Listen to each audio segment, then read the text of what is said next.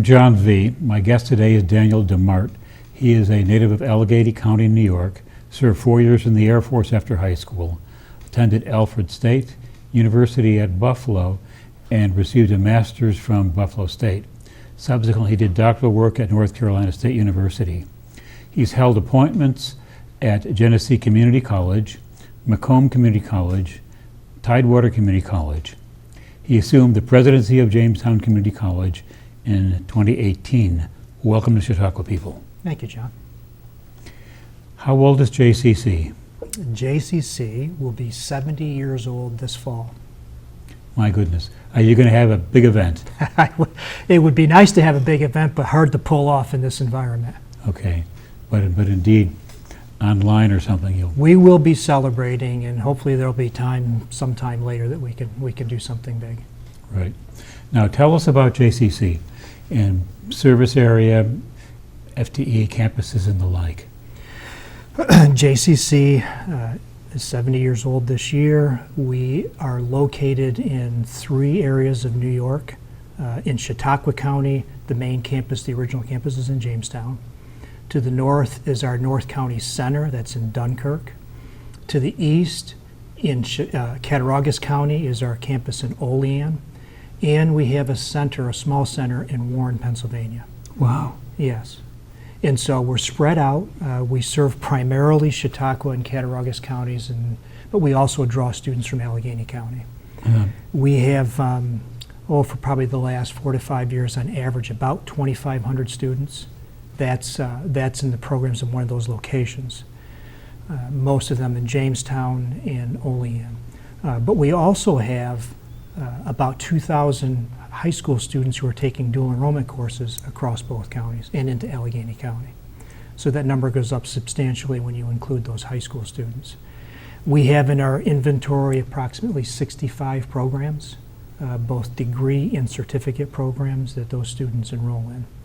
And there's a healthy mix of those programs between transfer, those that prepare students for a baccalaureate degree that want to go on, and career and technical programs that prepare students to go right into the workforce.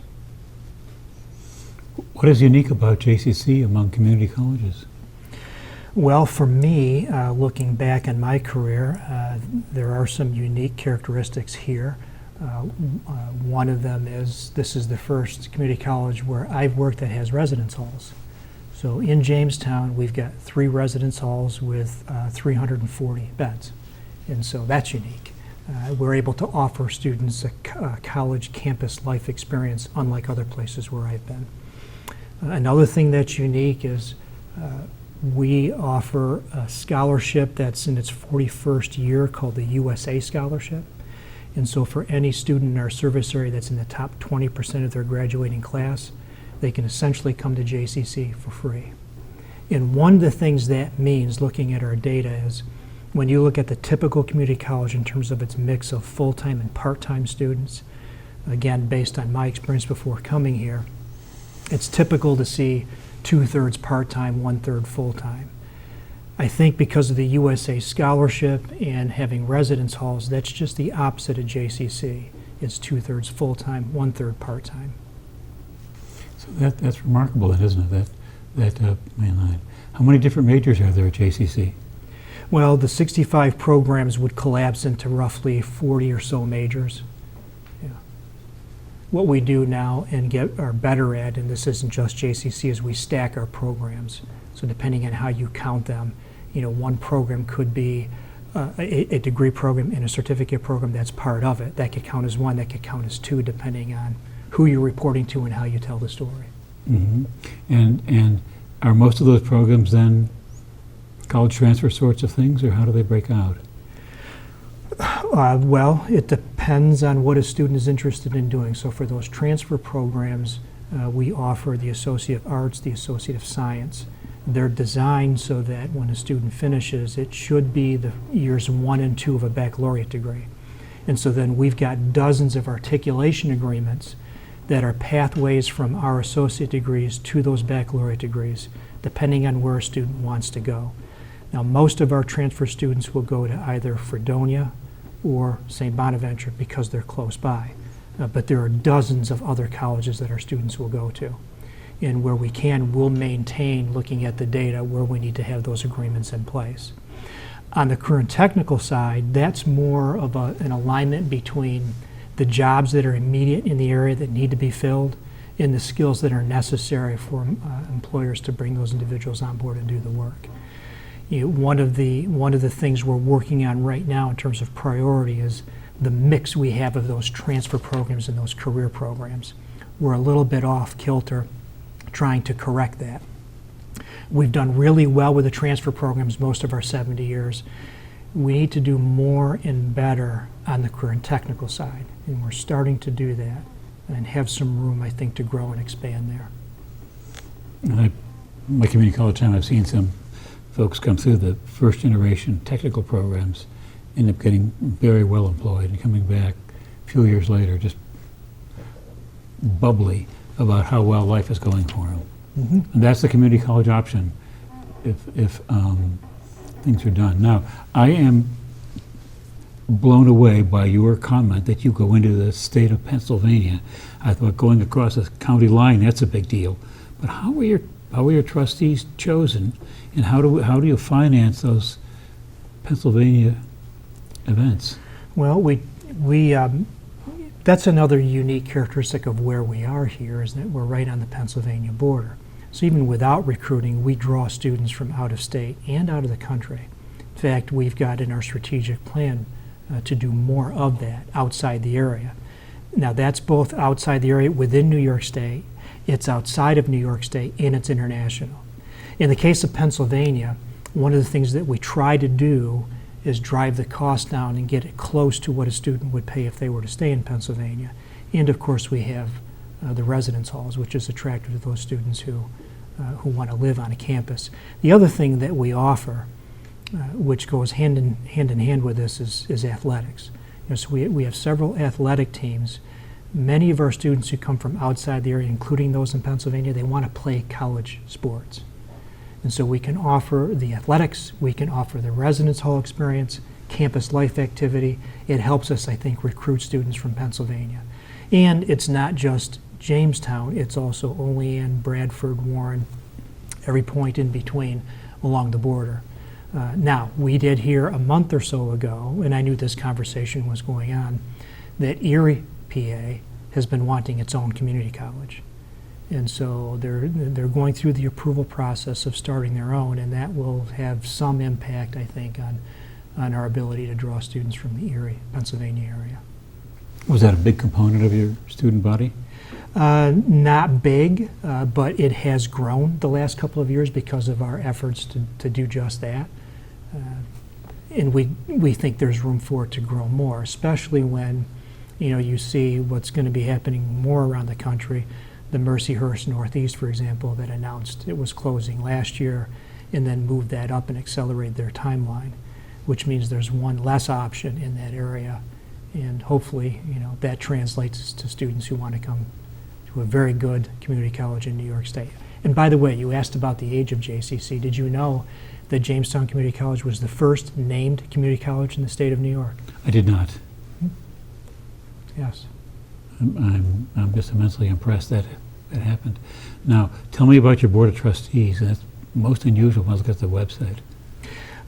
Another thing that's unique in New York State with Jamestown Community College is that we are a regional community college, meaning that we are sponsored financially by 2 counties. Most community colleges in New York State are not. There are a couple like Jamestown. So we are sponsored by 2 counties.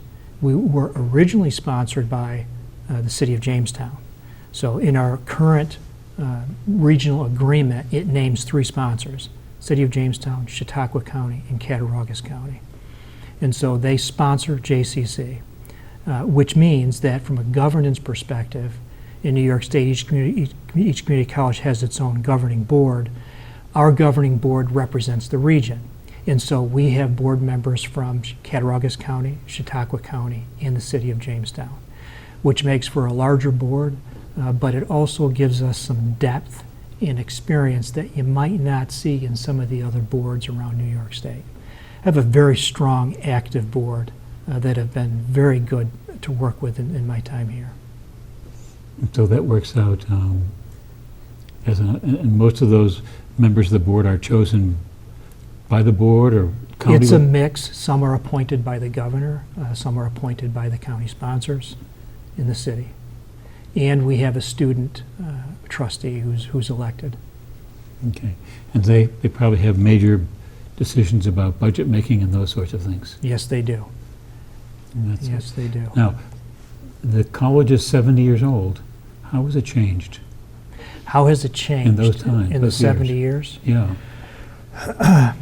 It has grown, and if you looked at the physical, the facilities, when we started in Jamestown, just the single campus, there were, I don't know, maybe 2 or 3 buildings. Actually, it didn't start at its current location. It started, I think, in the high school downtown. So we expanded new location in Jamestown, now 3 locations. We have 24 buildings, including the residence halls, so we're much larger than we were. We've become regional. So originally it was just Chautauqua County, it was the south end of Chautauqua County.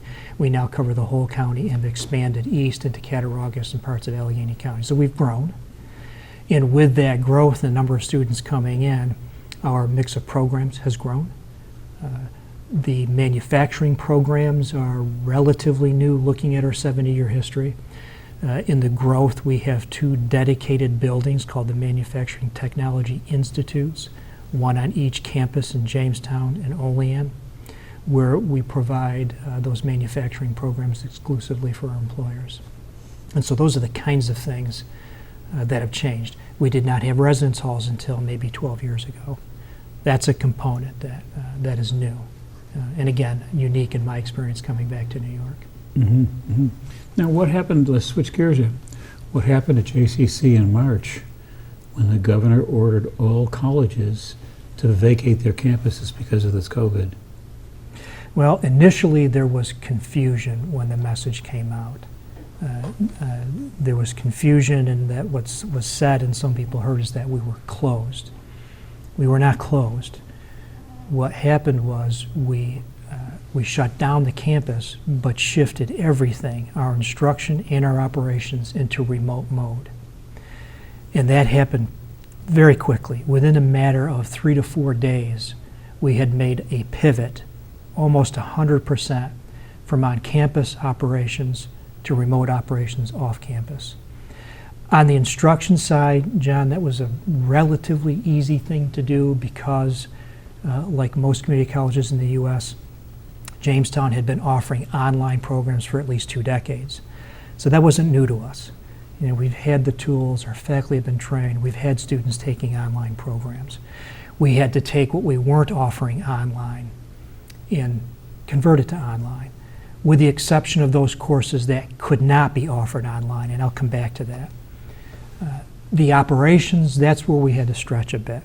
And so to take things that we normally do face-to-face, interacting on campus with a student or a customer, we had to get ready to do that remotely with our technology.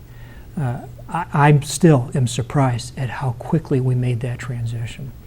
We were in pretty short order offering things like open houses virtually, where we had 80 to 100 people on campus touring the campus.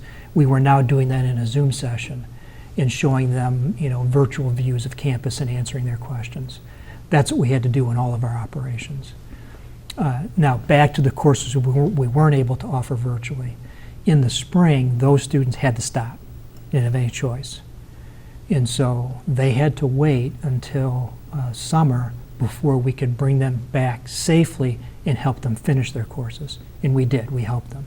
It took us about 3 weeks to help 130 students finish those courses. They weren't able to during the spring, which was very important because it helped prepare us for now what comes next this fall. And so those students didn't lose their investment already in higher education. They did not. Finished it up and let's move along. Yes, and we felt obligated. We did not want to be the reason why these students either were not able to finish their program or get the job or get the promotion. We wanted to help them as quickly as we could, safely, finish those courses, and we did.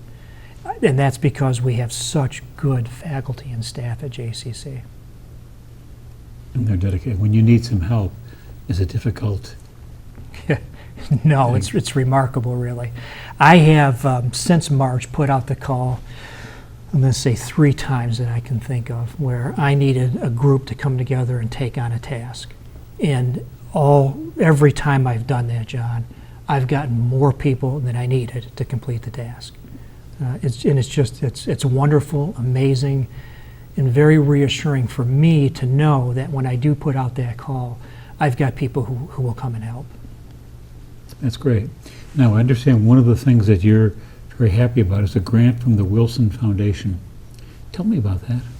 Well, on my way to Jamestown and doing my homework and preparing for the interview and whatnot, looking at the data and the programs, I began to ask myself, why was it, or how is it, that this college sits in an agricultural hub, for example, in this part of New York State, and doesn't offer any programs in agriculture or agribusiness? And the more I looked, I found 3 other areas besides that one where I think we need to step back and ask ourselves some questions about programming and what the needs are, and are we offering the right mix? So agribusiness is one. Another is clean energy. And these are areas. So there could be multitudes of programs under these areas. Culinary and hospitality management is a third. And the fourth is robotics and automation. So those 4 areas, it looks to me when I interact with employers, I'm out touring, I'm looking at our data, I'm asking the question, are we offering the right programs, not having them in our inventory? Well, that led to, over the course of my first year, pursuing some funding to answer that question. And so with the help of the Wilson Foundation, we will finish a feasibility study the end of this month that will look at firsthand feedback on what the needs are, what skills are needed for those jobs, what the labor market data tells us. Once we have that, that'll be the insight we need to determine, do we move forward? And not only do we move forward, but how do we move forward? And so I think, back on the history question, the lens we've looked through for new programs tends to be the academic lens. We've got to get better there, broaden that out, and look at it from a workforce lens. In terms of starting a program, it's much quicker and less expensive for us to start a program on the workforce side rather than the academic side. On the academic side, you've got a lot of protocols and bureaucracy to follow, not so much on the workforce side. So we can quickly put together a program, put it out there, test the supply and demand, and make a decision whether or not we move that into an academic program. So we're looking at those 4 areas to see if we can broaden out our programming and meet a need that we think perhaps is not being met right now. I'll bet you'll be successful. I could give a couple of agriculture areas if somebody needs a push along the way. Pontificate at them and say, this is why you need to do this, and here's why. I may need you. Here we go. Now let's go back and talk about this issue of 2020 in the fall. What are you going to do? And particularly thinking about this COVID issue, Yeah. So as well as the academic. I'm going to get you on both of them. right. We have had 2 teams since we made this pivot in March. Since March, working on figuring out the answer to that question. What are we going to do in fall, and how are we going to do it? And a lot of it, has come at us on a daily, week-to-week basis, answering questions or not answering questions, but sort of guiding us in a direction that we think makes sense for where we are and what's best for our students and our community. So for us, what that means is we put together a fall schedule using the calendar that we normally use. So we'll start August 24th, which is when we normally start. We'll finish mid-December, which is when we would normally finish. That's the calendar. Now within that calendar, in looking at the schedule of classes, we will offer a mix of classes that are on campus, those courses that can only be offered on campus. We'll offer courses off-campus, online, and we'll have variations of those two that are called hybrid or flexible, whatever you want to call them. When you look at the entirety of the way we've put the class schedule together, if the conditions are right, it will allow us to bring back up to a third of our students on campus. They don't have to come on, but if the conditions are there, they can. And if conditions change and we got to go back, that'll be far easier for us this time around than it was making that pivot in 2 to 3 days notice. We're prepared to make that shift, and I'm not calling it a pivot intentionally because of the way we've laid things out. Now, within the fall semester, those courses that are going to be on campus only, it's our goal to wrap them up by Thanksgiving. And if anything remains to be done after that, it can be done remotely. So that if, we get into a second wave of the pandemic and the concerns are out there, we can easily allow those students to either be finished or to finish their work after Thanksgiving without having to be on campus. Now, that's the class schedule. All the support pieces remain the same way. We will have just enough staff on campus to serve those students who may be on campus, and then any normal activity that we can undertake during the fall semester. The point there is we're not going to have all employees on campus, and there are a lot of reasons for that. One of them high on the list is we don't know yet what's going to happen with the schools and childcare. So we want to be careful to not create another problem by telling all of our employees they have to go back. In the meantime, where are the kids going to be? On an A-B schedule in school, not in school at all. Is childcare available? So we've been careful thinking this through to design it in a way where we can move in a couple of directions. As far as preparations on campus and making it safe, that's been the core of our message since March. Safety, health comes first. If we can't do it safely, we're not doing it. And so if you were to walk on campus right now, what you would see that you would not have seen in March, you go into a main entrance, there's a hand sanitizer right there. Actually, there's a sign on the door before you walk in that says, wear a mask, keep a safe distance, and stay safe. Core message everywhere. You walk in the door, there's a hand sanitizer, you can clean your hands, you can put on your mask, you go in the building. Once you're in, if you're going to be in an area where you're interacting with an individual, like my assistant who sits outside my office, there's now plexiglass between you and her for that interaction. And there are signs on the floor like you see in the stores, 6 feet apart, keep a safe distance. Signage all over the place. You go into a restroom, wash your hands for 20 seconds, make sure your mask is on, keep a distance. What have you done in the classrooms? In the classrooms, so remember that at most a third of our students will be back. We have equipped, or will be providing every student and every employee a PPE kit, personal protective equipment. What do you put in there? We've got 2 sets of masks, so everyone will get a couple of disposable masks. They'll get a couple of cloth masks and the hand sanitizer. So everyone coming in will get their kit, their PPE kit. Another thing you would not have seen before this pandemic. That's right.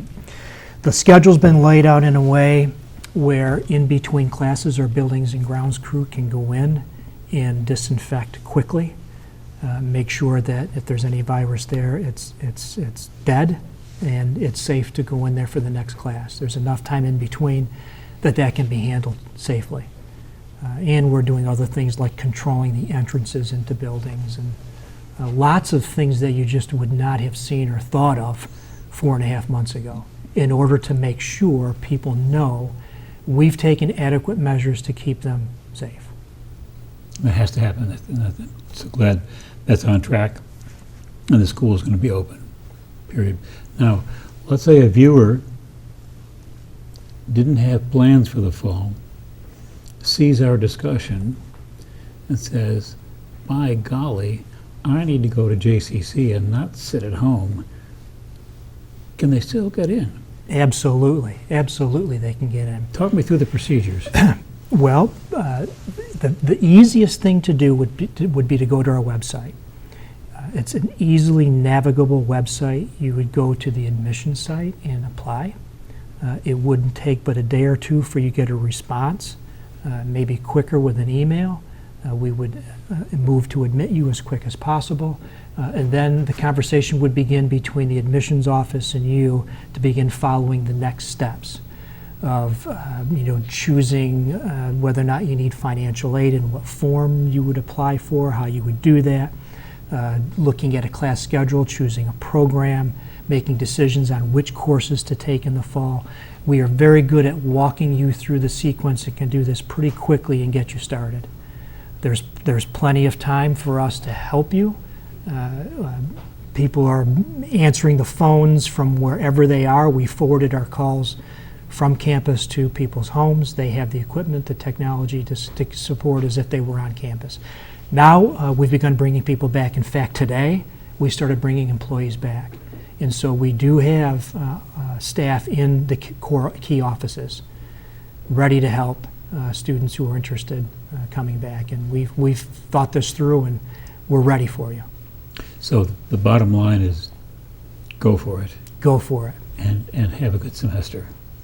And that works out. Now, a favorite question I love to ask, I always shape it around, and I think I warned you this is coming. If a young person comes to you seeking advice after expressing an interest in doing community college work as a career, what would be your counsel? It's a very good career. I guess I would have to start with that, having spent the last 28 years doing this. My counsel would be that guiding the individual to really think through what it is they like about this career and be thoughtful then about choosing the best program possible to prepare them for a career in this field. And I'm saying that based on my own choices and decisions. I was very intentional in the path that I chose that led to where I am today. We both attended North Carolina State University. I had narrowed my choices down to 3, recognizing that that was one of the 3 best programs in the country. And that was because looking at the faculty members who were there, they were highly regarded. They wrote a lot about the history and the operations and how community colleges worked. I learned a lot about them before I ever applied and started down this path. And then had the opportunity to go meet and work with them one-on-one like this for 2 and 3 years at a time. So I would say be intentional about your decisions, plan it out, think about it, talk to individuals who've spent a career, and have this conversation about how best to choose your path. And it's a very satisfying way to spend your life. It is, Doing very satisfying. Good things for others. We are out of time. I always like to let my guests have the bottom of the 9th at bat. What else we need to talk about? I would like to come back next year and do another episode, if it's okay with you. We'll do it. And the reason why is I would like to share, because we're just beginning this work now, what the future of Jamestown Community College is going to look like. And so we are just beginning now, John, a visioning exercise, engaging the community both inside the college and outside the college to answer that question. Who are we? Who do we want to be? How are we going to get there? I'd like to do a part 2 and come back and share what comes out of that work. We'll shoot some footage so people can see what you're talking about. Thank you. That's the deal. And if you didn't go to NC State, if you went to one of those other blue places, We feel sorry for you. that's right. It's a busy item. Okay, this has been fun. Let's come back. On a normal day, we shake hands, but we've got our 72-inch table here, so we are in compliance with the governor's desires. Thank you much. Thank you.